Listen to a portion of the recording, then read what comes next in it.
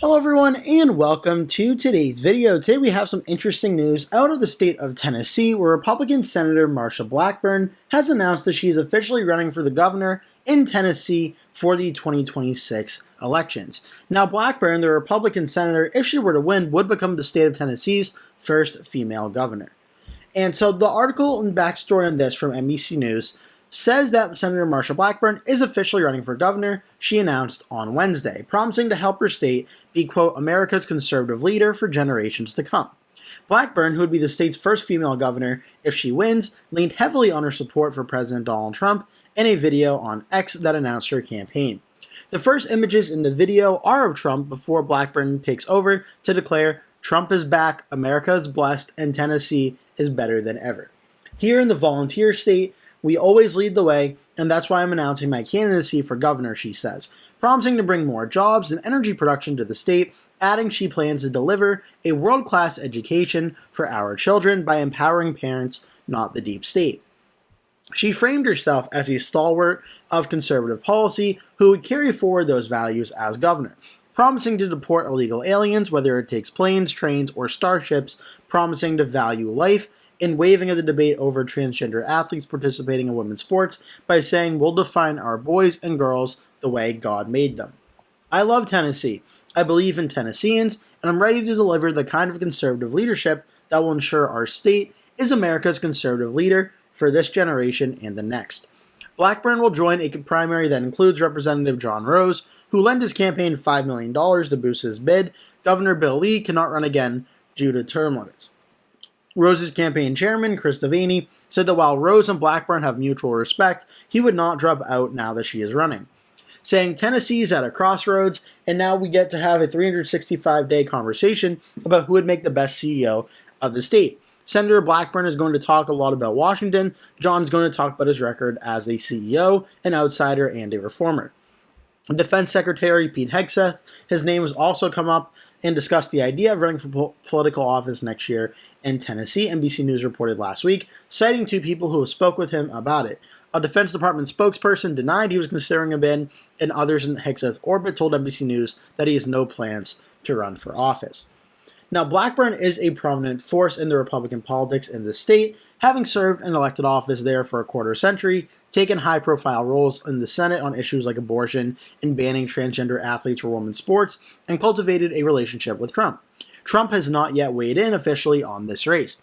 If Blackburn were to win, she would have to vacate her Senate seat, to which she was reelected to last November. As governor, she would have the ability to appoint a temporary successor before a special election to fill the seat.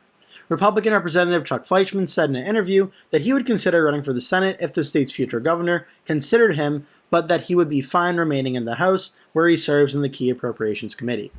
His House GOP colleague, Tim Burchett, told NBC News after Blackburn's announcement he would consider running for her seat in light of her announcement. Blackburn is the third senator to announce a run for governor this year, after Republican Senator Tommy Tuberville of Alabama and Democrat Michael Bennet of Colorado. So this is now very interesting in talking about this race. And right now, with Marsha Blackburn and John Rose in this race, it's more likely than not, if this ends up being a two-way race, that Marsha Blackburn will become the Republican nominee for governor in advance of the general election. The only thing that could really shake up this race is if Pete Hegseth decides to run for this race. Of course, Pete Hegseth is the current U.S. Secretary of Defense, and if he were to enter this race, there would be a very strong possibility of Hegseth getting the endorsement of President Trump if he decided to run. That would be the only thing that I think would really stop Marsha Blackburn from becoming the nominee for governor in Tennessee. So that's what's interesting here. Marsha Blackburn has been touting her closeness and support of President Trump, and that could be doing so as a way of trying to essentially keep another pro-Trump candidate like maybe Pete Hegseth potentially out of this race. So as for the Trump endorsement, I think it's possible President Trump endorses Marsha Blackburn relatively quickly, but I think he would only do that if he has confirmation from Hegseth that he does not want to run for this race in 2026. If Pete Hegseth has any inclination at running for this race at all, I think President Trump likely holds off on making an endorsement in this race if Hegseth does decide to jump in. Now, of course, right now, the conflicting reports on that news about Pete Hegseth maybe running for governor of Tennessee, they're out there. I don't believe I've done a video covering that story specifically because I wanted to get more information on it before I did a video about it. But For now, we're going to assume that it's just Blackburn and Rose, and Blackburn would probably win the Republican primary with or without President Trump's endorsement, but if she were to get it, she would certainly have a pretty much 100% chance at winning that Republican primary. Now, she already has the endorsement of U.S. Representative Chuck Fleischmann, as the article mentioned, and 4 state legislatures, Jack Johnson, Aaron Mayberry, Lee Reeves, and Ken Yeager, as well as Glenn Jacobs, the mayor of Knox County. Now, a poll from Fabrizio Lee and Associates showed in a matchup of Marsha Blackburn versus John Rose, Blackburn had a commanding lead at 71% to Rose's 13%. Fabrizio Lee and Associates is also a top poll, which was sponsored by Blackburn's potential campaign and is also one of the top polling firms for President Trump in the 2024 election. And since President Trump has taken back the White House, they've been a top Trump pollster. So it's looking like that a lot of Trump people are getting behind Marsha Blackburn's bid for governor of the state of Tennessee, and she doesn't really give President Trump really too much of a reason for Trump to not support her in this primary. Again, the only reason I think that he may not would be if Pete Hegseth were to jump in, but otherwise, I think Blackburn should get Trump support without too much of a problem. 16% of support did say they were undecided, but even then, Blackburn has a commanding lead. On the Democratic side, one Democrat is in this race, Jerry Green, a Memphis city councilor from the 2nd District. Two other Democrats that are potential candidates are John Ray Clemens, a state representative from the 55th District, and Jim Cooper, a former U.S. representative from Tennessee's 5th District from 1983 to 1995 and then 2003 to 2023, and is the son of the former governor, Prentice Cooper, in the state of Tennessee. But as you can see for the predictions on this race, this is going to be a safe Republican race with Cook Political Report, Inside Elections, Sablo Crystal Ball, and Race to the White House all in complete agreement that it will be safe Republican. Now, the recent elections in the state of Tennessee, just to show you, the governor's election in 2022, Republican Lee won by 32 points against the Democrat Martin. And you can see here, all but 2 counties in the state of Tennessee all voted for the Republican Governor Bill Lee. So it was an absolutely massive, massive win for the Republicans in 2022. In 2018, the governor's race in that one, Lee also won by 21 points against the Democrat Dean. So again, another very big win. Now, on the Senate side of things, Marsha Blackburn just won her re-election in 2024 against the Democrat Johnson by 29.6%, so an even larger margin than Lee's margin of victory for governor back in 2022, so a very big win there. The other Senate race in Tennessee, which was up in 2020, which is Republican Senator Bill Hagerty, he won by 27 points. 2018, Marsha Blackburn won against what could have been a very competitive Senate race against former Democrat Governor Phil Bredesen, a race at the time that national Democrats are feeling very optimistic about the prospect of having a former governor running in the state. Ended up being a lot more competitive than Senate races usually would be for Republicans versus Democrats in Tennessee. But Marsha Blackburn ended up winning by 10.8%, a likely Republican win, and this race essentially being more on par with what we saw in Montana for Steve Daines versus Steve Bullock, and 2024 for Angela Alsobrooks versus Larry Hogan, where the former governor does better than a typical candidate, but does not do well enough to win the state and really make it a competitive race. Now, as for how we see the state voting, I'm just going to really quickly here pull up the 2024 presidential map here, where in the state, let me go to the presidential map, we can see that Tennessee voted for Donald Trump 64-34 against Kamala Harris. And when we look on the results more in depth, the only counties that voted blue in 2024 for Trump versus Harris was Nashville and Davidson County, which voted for Harris 63-35, and Shelby County, which where Memphis is, which voted for Harris 62-36, and then also Hayward County, which very, very barely voted for Kamala Harris over Donald Trump. Every other county in the state voted red, including Hamilton County, where Chattanooga is, and Knox County, where Knoxville is. So Tennessee, I fully expect will be a Republican state on this governor election. Right now, I have the race listed as solid for the Republicans. Whether it's Marsha Blackburn or another Republican as the GOP candidate, I think would be safe Republican regardless. Though I think if Marsha Blackburn wins the Republican primary, I think she should win the general election by a safe margin over 15 points without really too much of a problem. As for her Senate race, again, we'll have to wait and see how that all plays out if she does become the next governor of Tennessee, but I also think that will remain in safe Republican hands. I hope you enjoyed this video. Make sure to like and subscribe if you did. Leave a comment below, tell me your thoughts and any other video ideas you would like to see me cover. That'll do it. Thank you so much for watching. Hope to see you in a future video.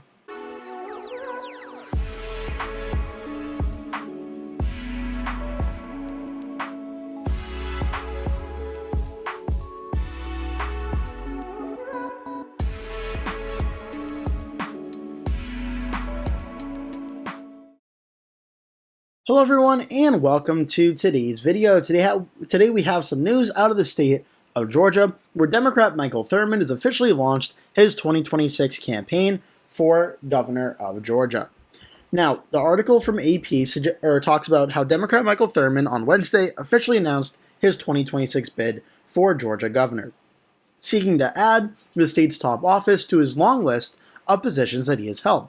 Thurmond said in an interview on Tuesday that he's going to fight for the people of Georgia every day, but is also pitching himself as someone who can bridge racial and political divides to become the first Democrat to win the state's top office in over 28 years.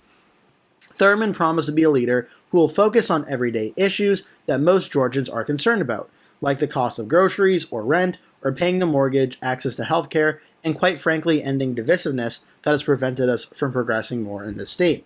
The 72-year-old Thurmond joins a Democratic field that already consists of State Senator Jason Estefes, former Atlanta Mayor Keisha Lance Bottoms, and others who are seeking their party's nomination in an attempt to succeed Republican Governor Brian Kemp, who cannot run again after 2 terms due to term limit per Georgia's constitution.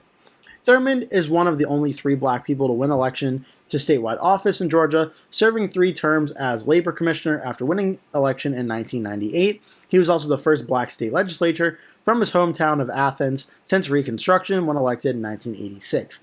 Like all other currently declared Democrat candidates, Thurmond is now seeking to become Georgia's first black governor. When Thurmond tried to run for Senate in 2010, he lost badly to incumbent Republican Senator Johnny Isakson, running significantly behind Democratic gubernatorial candidate Roy Barnes that year.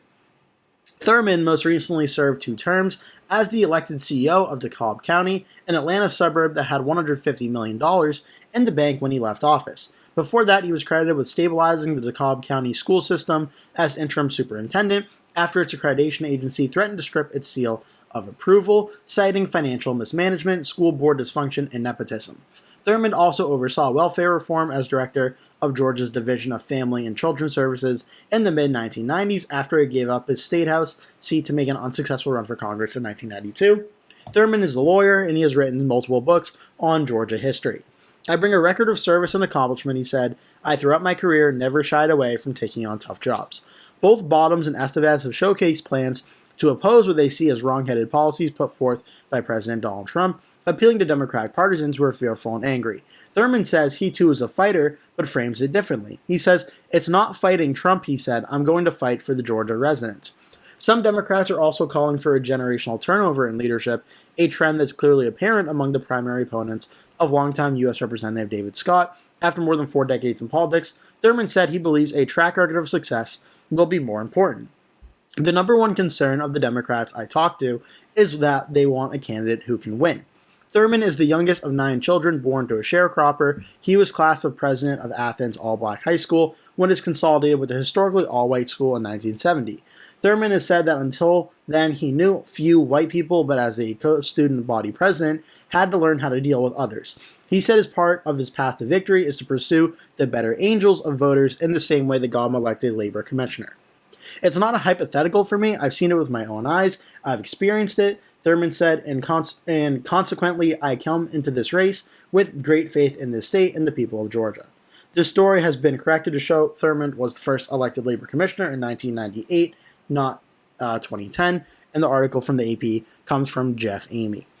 Now, this is a very interesting news out of the state of Georgia, and Michael Thurmond's entry to this race really adds to a very interesting race that's underway in the state, where, as the article mentioned, Governor Brian Kemp is term limited and cannot seek another term. Now, Brian Kemp won a very impressive victory back in 2022, where he won re-election against Democrat Stacey Abrams by 7.5%. But then back in 2018, we saw Stacey Abrams and Brian Kemp, and the first time they faced off in a very close race, Kemp winning by 1.4% against Abrams. So that was a very, very close election that Stacey Abrams came very close to winning. Now, without Brian Kemp at the top of the ticket in 2026, Democrats are once again feeling optimistic about trying to win the state of Georgia. And especially, it's worth noting, not only will Georgia, the governor's race, be up, but the Senate race will also be up for U.S. Senator Jon Ossoff. And how that race goes could also be very important for the governor's race, that maybe if John Ossoff does better than expected, maybe that may have some down ballot effects for a governor as well. So this is a very fascinating race to watch. Now, it's worth noting on the Republican side, the top two candidates are Georgia Attorney General Chris Carr and Lieutenant Governor Burt Jones. Ken Yasgur, a member of the Georgia Army National Guard, is also in the race. But certainly Chris Carr and Burt Jones are the two most notable candidates right now. Only one poll from back in September of 2023 showed Burt Jones leading by 9 points over Chris Carr with 73% undecided. So this race is certainly wide open on the Republican side between Carr and Jones, and we'll have to wait and see how that all plays out before who we know will be the Republican nominee. Based on what I've seen in electoral results, I would say Chris Carr has a better chance at winning the general election than Burt Jones, but again, the difference between the two probably isn't that drastic. On the Democratic side, things are going to get very interesting now. Mike Thurmond, being in this race, joins Keisha Lance Bottoms, Derek Jackson, Jason Estevez, and Oljumi Brown all running in this race to try and be the Democratic nominee to take on whoever the Republicans nominate. It should also be worth noting that governor nominee for the Democrats in 2018 and 2022, Stacey Abrams, has publicly expressed interest in maybe running for governor for a third time in Georgia. It also should be worth noting the former Republican Lieutenant Governor, Jeff Duncan, who just recently flipped his party registration to officially become a Democrat, has also publicly expressed interest in running for the governor's race as well. Jeff Duncan is someone that, if he became the Democratic nominee, being a former Republican, he would bring something that's very unique to elected office in the state of Georgia, of being able to get maybe some more disillusioned Republicans with the Make America Great Again direction of the Republican Party. Maybe that could be an added benefit to Jeff Duncan if he can coalesce Democratic support.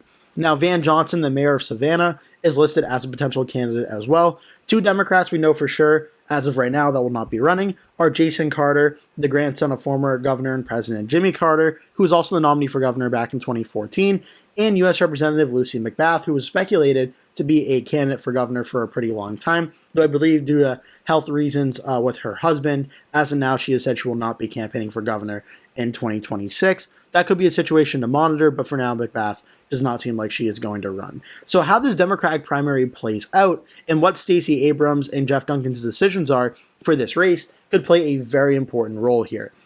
Because I think Abrams would probably be able to excite the most Democratic voters and get Democrats most energized in this race after one very close race against Brian Kemp in 2018 and a kind of competitive race, but Brian Kemp won by a likely margin in 2022. Abrams is still a very popular name in a lot of Democratic circles. So much so that the early Democratic primary polling, only that one poll from 2023 is all we have, but it showed Stacey Abrams still started out with 52% of support compared to 34% who say they would want another Democrat. Now, this race from Cook Politico Report, Inside Elections, and Race to the White House, they're all listed as battleground or toss-up. In Sabado's Crystal Ball has it listed as lean Republican. Now, in 2024, as we know, it was a very close election in Georgia. Donald Trump defeated Kamala Harris by 50.7% to 48.5%, so about a 2.2% margin of victory for Trump versus Harris. Without a doubt, a pure battleground state, one of the closest states in the country in 2024. In DeKalb County right here, which voted for Harris over Trump, was an 82-17 county for Harris over Trump. So it is a large Democratic area and should turn out in big numbers for Michael Thurmond if he were to become the Democratic nominee in the governor's race. This is going to be a very close race to watch for, and you see the margins that President Trump got in this election, like in Fulton County, 72-27, where Harris won, but Trump was able to make up a few points in Fulton County. DeKalb County, Trump was actually be able to make up a little bit of the margins there as well. Gwinnett County, 58-41, Henry, 65-35, and Newton, 57-42. In these areas, Cobb County, 57-42. These are going to be important areas to compare to when you look at what Joe Biden was able to do in 2020, where Joe Biden narrowly won by 0.2% against Donald Trump. And you look at Fulton County at plus 46.5, Cobb plus 14.3, Gwinnett 18.2, DeKalb 67.4. Looking at this map and the percentages that Biden got compared to the 2024 map could reveal if the Democrats win in the governor's race in Georgia. That'll be a very big indicator of how they may be able to do it based on the 2020 map. Should also be worth noting, we've seen two Senate elections now in the state of Georgia with Raphael Warnock and Herschel Walker that have also provided the Democrats a pretty big blueprint on how to win the state of Georgia as well. Now, the governor's race for right now, Georgia is one of 6 states I currently have in the toss-up ranking, and if I had to make a prediction at this current point in time, I do have it very narrowly in the lean Republican category, a little bit more than a 1.5% victory at this current point in time. But this is certainly going to be one of the closest governor's races to watch in the country, and I can't wait to see how it all unfolds. I hope you enjoyed this video. Make sure to like and subscribe if you did. Leave a comment below, tell me your thoughts, and I hope to see you in a future video.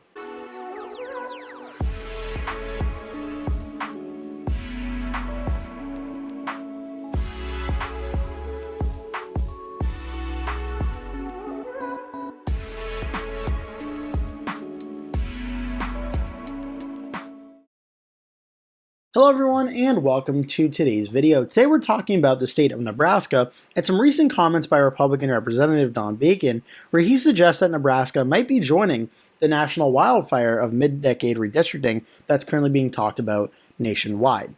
So the article from the Nebraska Examiner talks by saying that Nebraska could join the national mid-decade redistricting fight that Texas and President Trump started. Retiring Nebraska Republican Don Bacon confirmed to the Examiner that national and state conversations are happening about Cornhusker state legislatures potentially redrawing the Omaha-based 2nd Congressional District.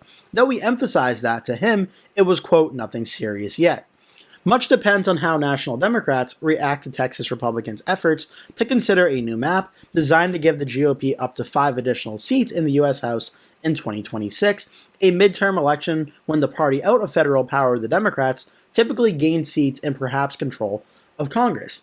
Now, as of the time recording this video, Texas House Democrats have fled Texas to block or delay adoption of the GOP's majority proposed congressional maps.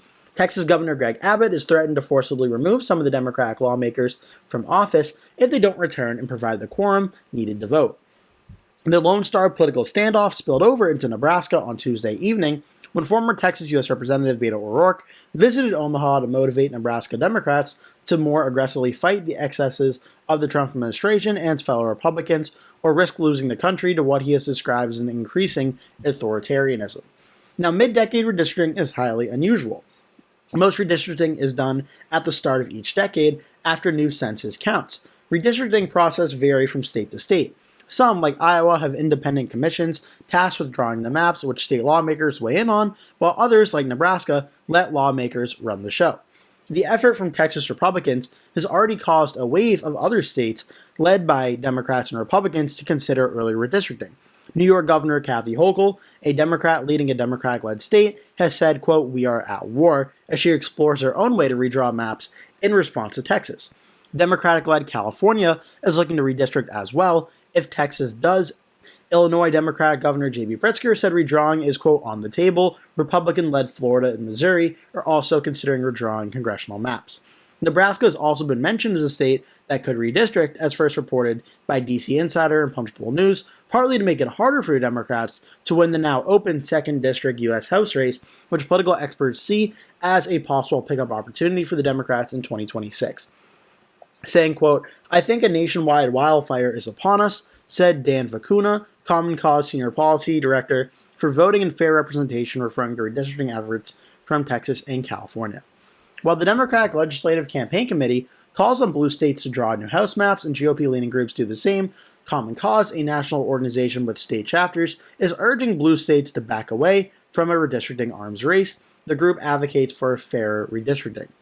This is ultimately about fair representation for communities getting to have a say, Vacuna said. That's what we're really talking about here, not just the food fight between the parties. Now, it goes into a little bit more information and statements about here. But this is the most important part of the article, which is the prospect of Nebraska's 2 potentially being redistricted. Because in past videos I've done, if you're a returning viewer of mine, you've seen me cover this, Nebraska had a very close House election in 2024, where the Republican, Don Bacon, won by 1.9% against the Democrat, Tony Vargas. This race, which was very, very close, voted for Bacon 160,198 votes to Vargas's 154,369. And when you go by the district results, you see how close it was. Douglas County, the way it's currently drawn, where the city of Omaha is, voted for Vargas 52-48 and had a net vote of roughly 10,300 votes for the Democrat over the Republicans. Now, Sarpy County, the second largest county in this district, voted for Bacon, the Republican, 66 to 34. But given the population difference, this netted Bacon approximately 9,200 votes out of Sarpy. So based on these two alone, it actually had the Democrat Vargas leading by about 1,000 votes or so.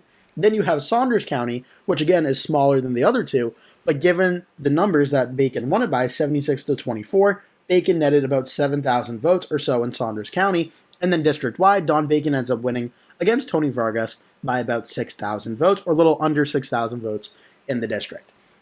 Now, Don Bacon, I've done previous videos on, is that he is not running again in 2026. He's already announced that he will not.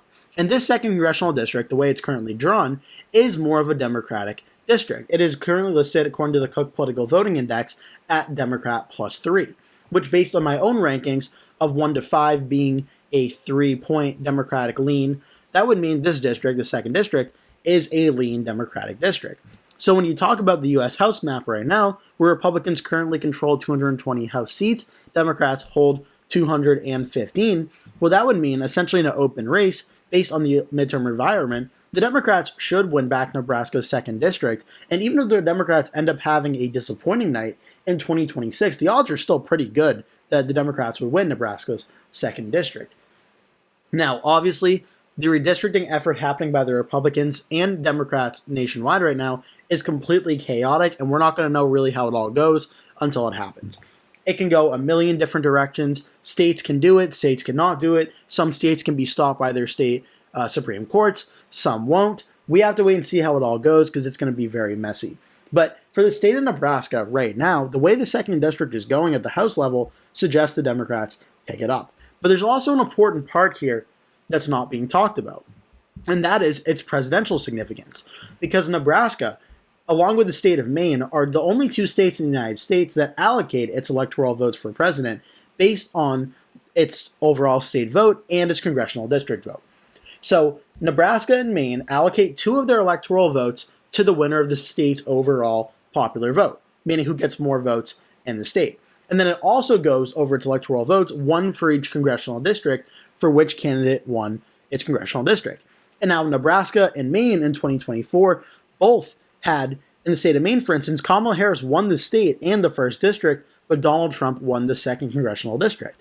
So Kamala Harris got 3 of Maine's 4 electoral votes. Donald Trump got 1 of Maine's 4 electoral votes. So 3 and 1, 3 for Harris, 1 for Trump. Now in Nebraska, the 2 statewide went for Trump, and the first and third districts went for Donald Trump. But the second congressional district was actually won by Kamala Harris by 4.7%.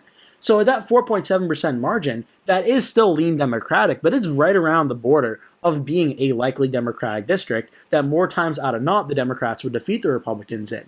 So in the same district that Republican Don Bacon was able to win a very close House election, Kamala Harris won this district. Now the Republicans are talking about redistricting.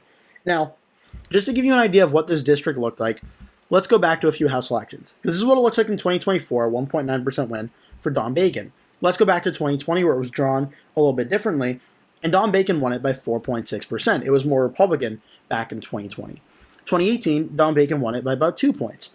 Let's take a look at the 2024 presidential map, where I just recently did a video of Marco Rubio versus Gavin Newsom. Now, I gave Newsom the second congressional district, and it got Gavin Newsom up to 226 along with the other states. Rubio got 312. But I also gave Marco Rubio Wisconsin, Michigan, and Pennsylvania. If you take away Wisconsin, Michigan, and Pennsylvania, but give Marco Rubio or any Republican in the scenario all the swing states that went Republican in 2024 for Donald Trump, well, Nebraska's second district being blue blocks the Republicans' path to getting to the White House. But what if it didn't? What if Nebraska's second congressional district actually was redistricted and Marco Rubio or any Republican had the second district essentially on lock? Well, with Nebraska, second district, North Carolina, Georgia, Arizona, and Nevada, this gets Marco Rubio or the Republicans up to 269 electoral votes. Meaning, even if the Republicans were to lose Wisconsin, Michigan, and Pennsylvania, the Republicans at worst would tie the electoral vote and technically not lose. Then it would have to go to the U.S. Congress to decide who the next president would be. But If the Republicans could hold on to Nevada, Arizona, Georgia, and North Carolina, and keep the 2nd Congressional District, as long as they hold Maine's 2nd District as well, this would give the Republicans a strong chance at winning the presidential election, assuming they hold the other swing states. Now, this is a big if, as Georgia was very close, only about 2 points in 2024. Nevada also was a first-time flip for a while, since I believe 2004. It was only about a 3-point win. And Arizona and North Carolina have also been very competitive. But if Nebraska's 2nd District is redistricted for 2028, and it's essentially an automatic Republican win, then that could put the Democrats in a tough situation where they have to win all 3 of Wisconsin, Michigan, and Pennsylvania to win the White House, and even then, it may not even be enough to actually win the White House. They would have to win another one of these battleground states. So this conversation around Nebraska's 2nd Congressional District, not only is it very interesting in the House, but it's also very interesting for the White House in 2028. So that's where things stand on that front of the 2nd District. Again, it's mainly chatter for now until anything actually happens. That's all it is. But that's something very interesting that you may have to watch for 2026 and 2028 if Republicans do try and redraw the 2nd Congressional District. I hope you enjoyed this video. I hope you found it interesting. Make sure to like and subscribe if you did. Leave a comment below, tell me your thoughts on any other video ideas you would like to see me cover. Again, thank you so much for watching, and I hope to see you in a future video.